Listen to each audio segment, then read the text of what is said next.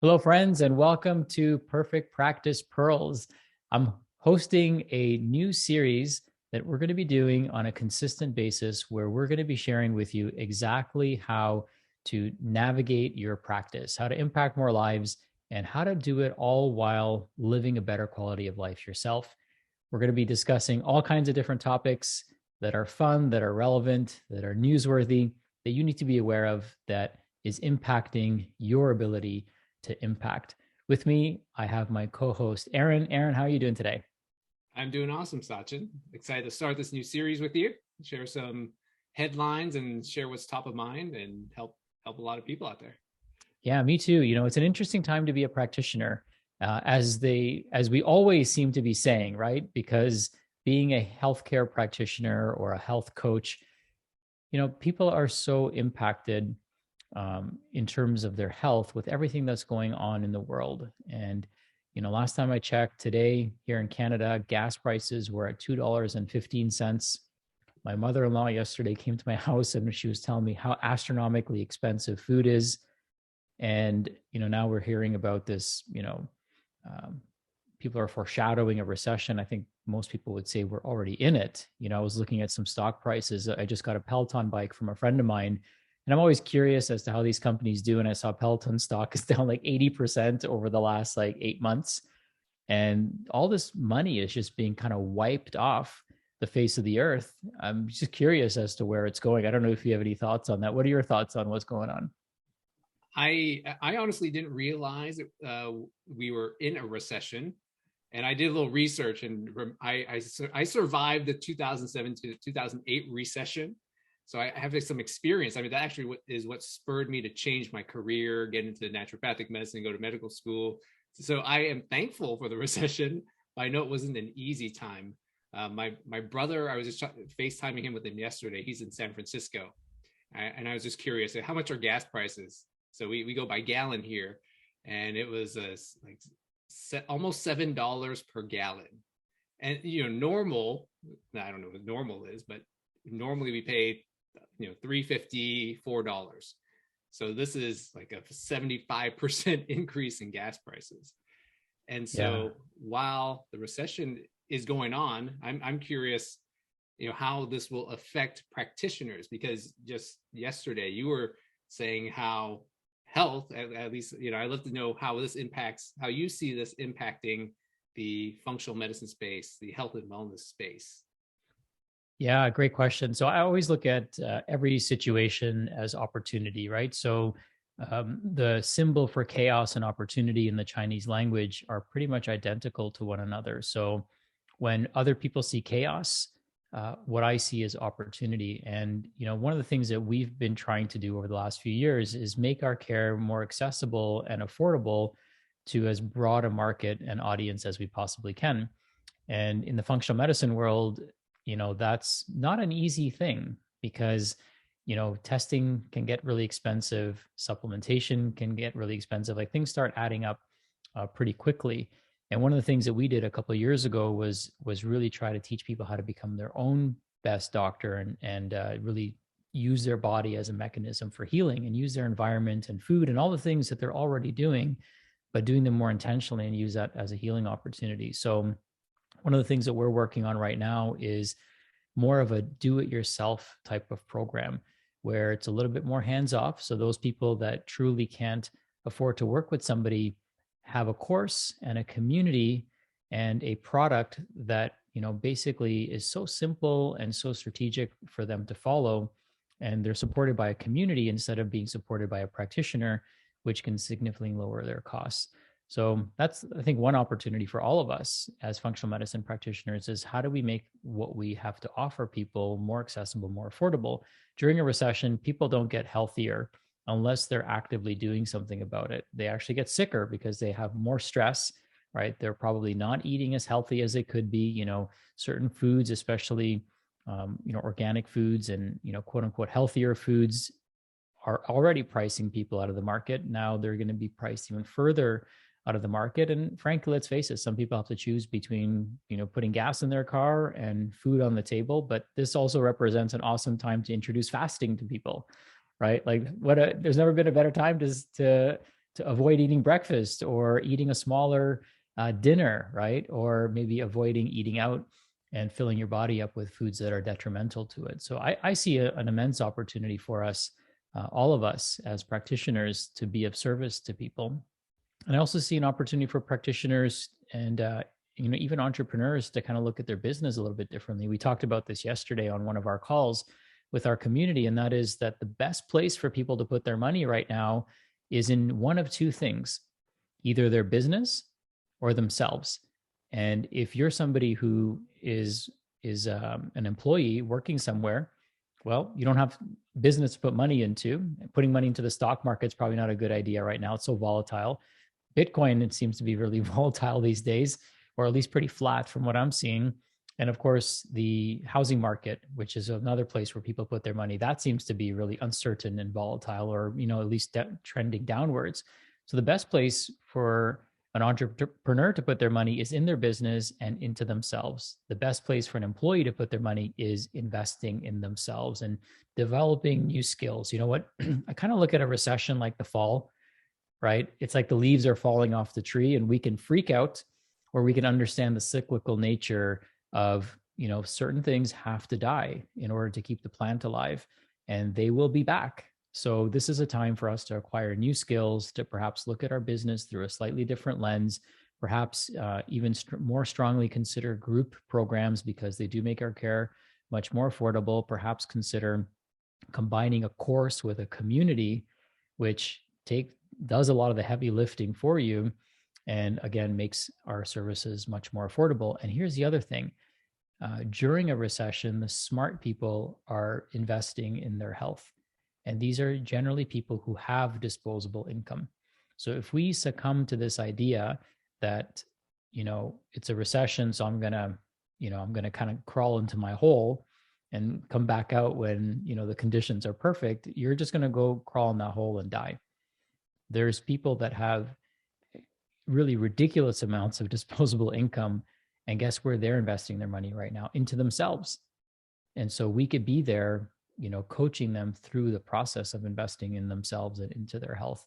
So I see amazing opportunity right now for everyone who's in the healthcare space. I'm imagining there are going to be a couple, like two groups of people: those who are holding on to whatever they have, not wanting to let go, and those who are going to see the opportunity. So do you have any advice for shifting? I know it's hard around, like through the pandemic, everyone was like freaking out. It's very hard not to feel a little bit anxious. But I mean, how do you feel about, like, when you hear a recession? What is that? Do you have to shift your emotions or manage them in a certain way to not get swept up in the hype? You know what I mean? Like, how do you manage emotionally? Yeah, I think for me, the financial kind of mindset that I have is to never really over leverage myself. And I've at some point lived with pretty much what feels like next to nothing now. And so I know what it's like to live a very simple lifestyle. I know what it's like to live a very extravagant lifestyle. And I found kind of a place in between, and more leaning towards simplicity than extravagant.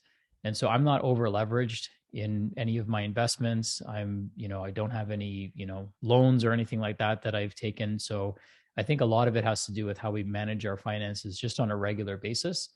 And I can't speak to that, because if somebody is like overly leveraged and their mortgage is being called or their loans are being called, then that's a whole different situation that people are in. And maybe I'm not the best person to give advice on something like that. But when I hear the word recession, I hear the word opportunity. I hear the word reinvent, right? How do we reinvent our business, or emphasize different aspects of what we have to offer, or double down on certain things that maybe during a recession we focus more on these particular services that we offer, or we focus on creating new offers for people, so we can appeal to the broadest audience. But here's the other thing, is that the average person coming to see us in our practice is generally not in, they're generally in a position where they can afford the services, right? And, in here in Canada, and I know in the US, many services are covered through insurance. So, people still have access to healthcare. Um, but if they're using their disposable income for, to see a practitioner, then we just have to make sure we have something that meets everyone's needs. Like we have, for the same program, we have multiple tiers. We have a do-it-yourself version, we have a let's do it together version, and we have a let's help you live as long as possible version as well. So I think it's important that we kind of sprinkle our practice with different offers at different price points, just as a general practice. As a healthy practice for any business is having multiple tiers. And it used to be such that Apple was like kind of like best or nothing, and they only had one phone, right? And this was the phone. And as they've broadened their and expanded their services into different markets and products into different markets, now they have a variety of different offerings, same operating system, right? So whether you have the latest iPhone or even an iPhone that's 5 or 6 years old, the operating system is the same. So the experience is somewhat the same, but the hardware is different. So how do we take a page out of Apple's book and give people the same feeling, but at different price points? How do we give them our DNA of our business and the feeling that they're working with us in a meaningful capacity, regardless of what hardware or program they choose? So that would be a good exercise for practitioners to think about. And what comes to mind is, Apple's and even Tesla, the stories how they started, with their premium product. Tesla started with the Roadster before they created the Model 3. And if someone is like start in a practice where they're in an insurance model, or maybe they are doing fee for service, I mean, the advice I got from you is, essentially create something where those who are willing and able to pay, who value what we offer, they're people, they're out there, they're looking for it. So if someone's afraid, sometimes I hear speaking with other practitioners, if they're transitioning, it's like, oh, the people I want to help can't afford it. But it's not necessarily that everyone can't afford it. There is a portion of people who are willing and able and see it's really important to invest in their health. And that's who I like to work with. I'm sure that's who you like to work with as well. Yeah, and I think that's important because sometimes what we forget to modify and upgrade is two things. And I talked about this last night on a patient webinar that we did, which is our paradigm and our identity. So our identity, is really representative of who we're going to attract. And sometimes we project our identity onto other people, right? As a way of deflecting from ourselves. And instead of upgrading our identity, we just kind of keep seeing it in the people that we attract into our practices, but also into our personal lives as well. If we start the day with the mentality that people aren't going to pay for this, then guess what? You're going to attract people who aren't going to pay for this. But if you start with the mentality that I don't need everyone to pay for this, I need the right people who are fully committed to this process, to getting healthier. Those are the people that I want to work with anyways, right? So that's what I focus on, because that's where you can actually create the transformation. You can't create transformation for people who can't afford the recommendations you're going to give them.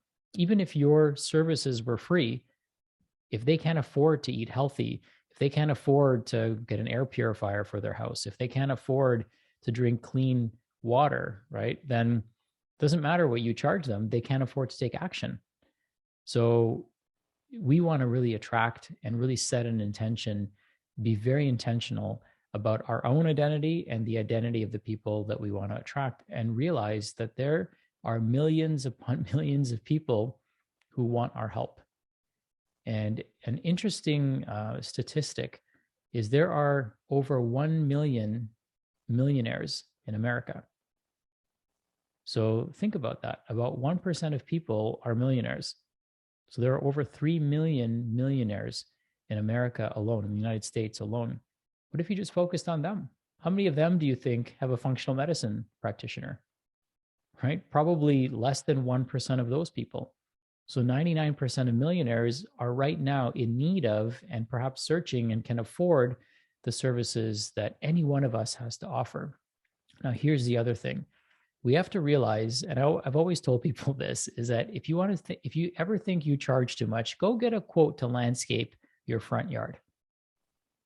Go call a landscaper and ask them to give you a quote for just even a mediocre front yard landscape job. And then look at the bill, and then you tell me you charge too much. Okay. And you will quickly realize how little you charge. Go clog your toilet and flush it, and then call a plumber and see how much he charges you to fix that clogged toilet. Okay. Go call an electrician and tell him you want to rewire your house, or an IT person and tell them you want to rewire your house and hardwire it for internet. And then tell me you charge too much. Okay. So we actually have been, kind of misguided in thinking what too much is, because we have this broken idea of what too much is. Is $3,000 to help somebody live longer too much? To get rid of all their pain, all their aches, all the things that they've done to cause their suffering, and show them how to reverse it permanently and give them a lifelong strategy? Is $3,000 is way too little. I think even $30,000 is too little. And I know there was an interesting stat that came out here in Canada that people would pay 50% of their life savings to live just a few days longer. 50% of all the money they've accumulated in their last days, they would pay all of that to live just a little bit longer. So if we know that they're willing to pay it then, when they really can't do anything about it, what do you think they're willing to pay now when they can do something about it and enjoy each day?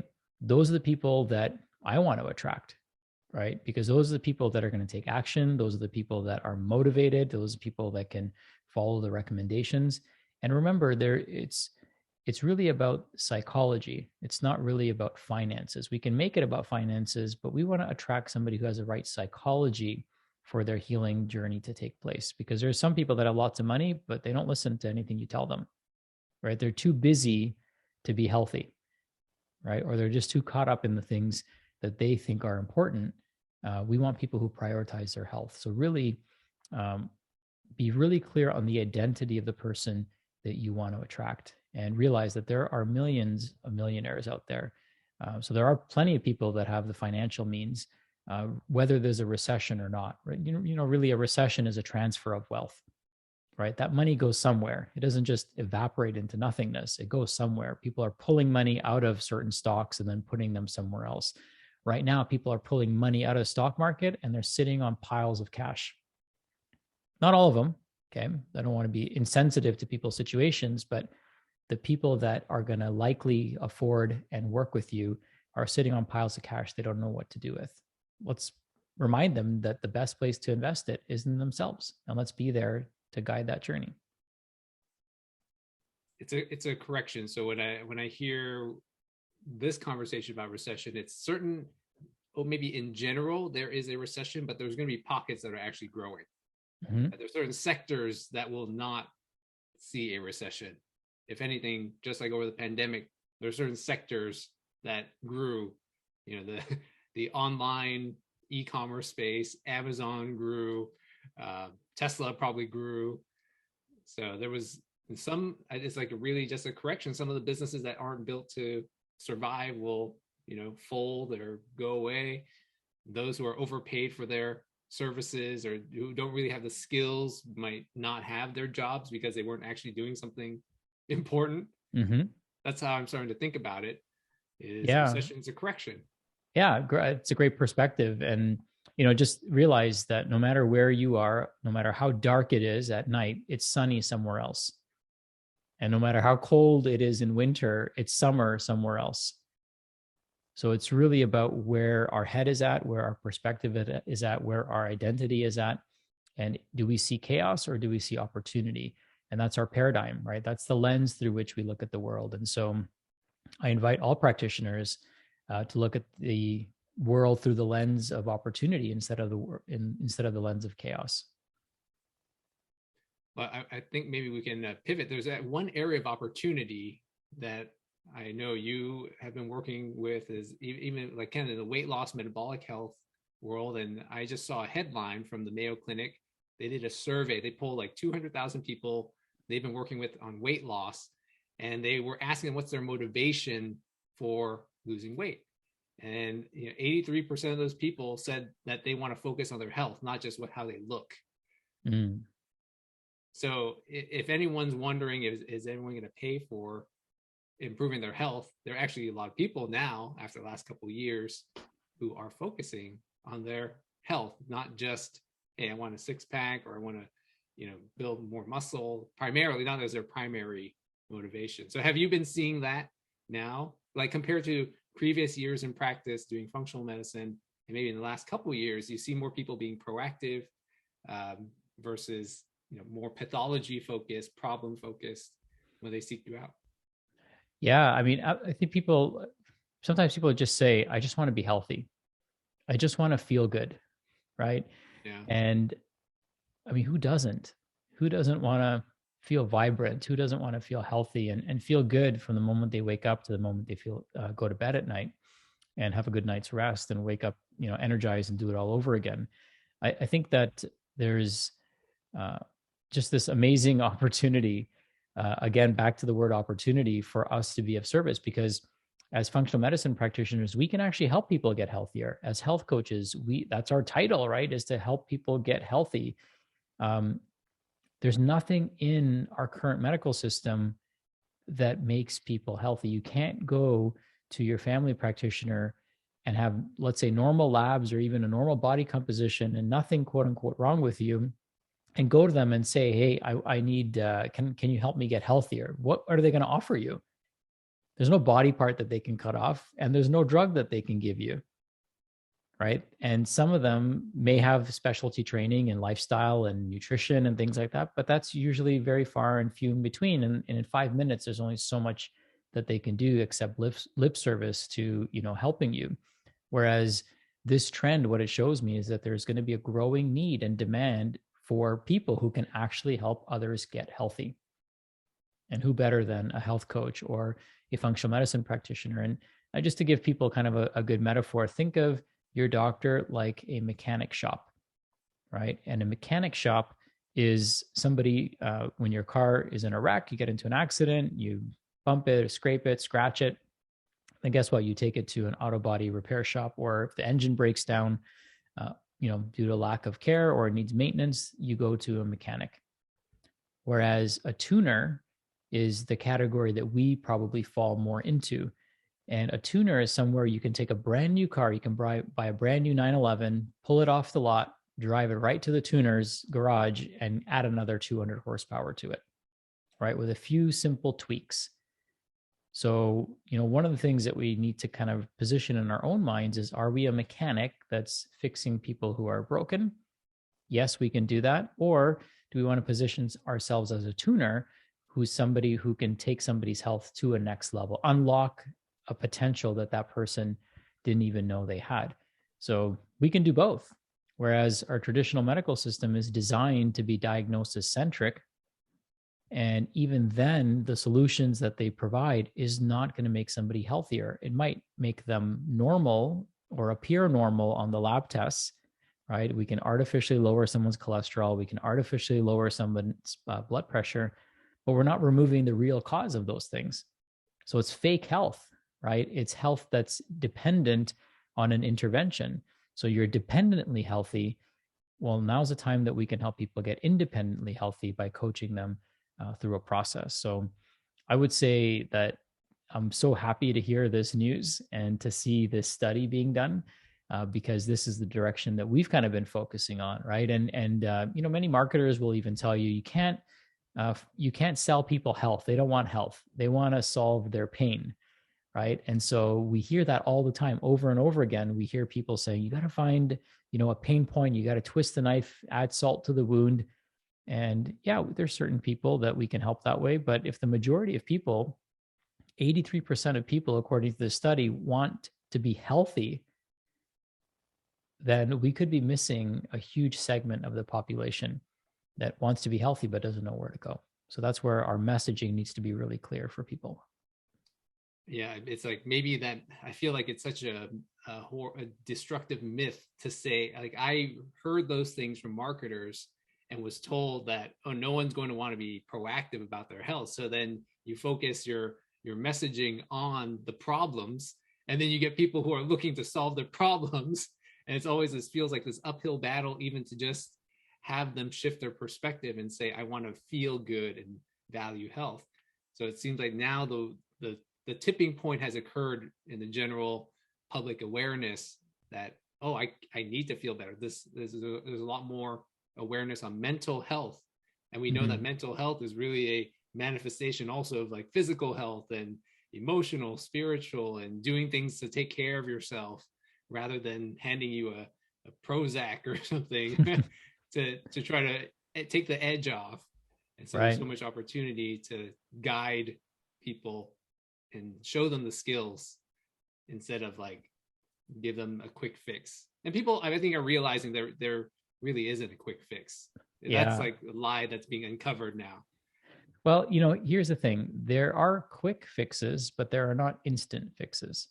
So, our body is always working towards and moving towards homeostasis. And I know you do the metabolic program, we do a metabolic program, and we see some amazing transformations that happen very, very quickly. Not instantly. It's not going to happen overnight like a medication, or seemingly like a medication can instantly lower blood pressure, instantly, relatively speaking, get rid of pain. But it can happen pretty quickly, much, much faster than most people think. So, one thing I wanted to kind of highlight is a good metaphor. So when somebody is going to swimming lessons, right, they're not going to not drowning lessons. Right. So this is, and the reason I bring this up is because when we think about health, people are going to their doctor to learn how not to drown. When they go to a health coach or a, wellness centric or vitalistic centric functional medicine practitioner, they're learning how to swim. Right. So there's a totally different mentality. When somebody gets married, right, they're trying to create something. They're trying to create a beautiful marriage, a beautiful relationship, beautiful family, and perhaps have kids, grandkids, build a nice house together and really create a meaningful relationship. They're not entering their marriage and operating out of this idea that, hey, I'm just trying to prevent myself from getting divorced, right? Or I'm trying to prevent a separation. That's not the operating model. And the same thing applies to a business. When you start a business, right, you launch new products and new systems and new offerings, not to prevent bankruptcy, but to create transformation for your clients, right? And to create a thriving business. So why is it that when it comes to our health, we're operating out of this paradigm that's now we can see clearly is not what people want, which is prevention, right? Prevention, anytime we say we're preventing something, anytime we give energy to prevention, we actually are giving energy to creation. So whatever we're trying to prevent, we're giving more energy to actually creating it, right? There's over 10,000 different diagnosis codes that you could give somebody. How many of those are you going to try to prevent on a daily basis? Instead, what's so much easier is having a vitalistic model, which is, hey, I just want to be healthy. I want to be as healthy as I can possibly be. And that's so much easier than learning how to prevent one specific disease. And then, the other tens of hundred or ten or thousands, of other diseases that are out there that we would have to then consciously try to prevent. Just focus on health. And that's clearly what the study is saying that people want. Now, how are you, just to pivot a little bit, how are you getting this message across? Like what are you seeing in trends? You're very active on social media and sharing things. What have you been playing with? How are you getting more of this message to the right people? We just have a couple one thing I've been experimenting with kind of reluctantly, admittedly, is short form video. And the reason I've been reluctant is because people's attention spans are getting shorter and shorter and shorter. In fact, less than a goldfish, as some people will tell you. And so I'm like, do I want to contribute more to shortening people's attention spans?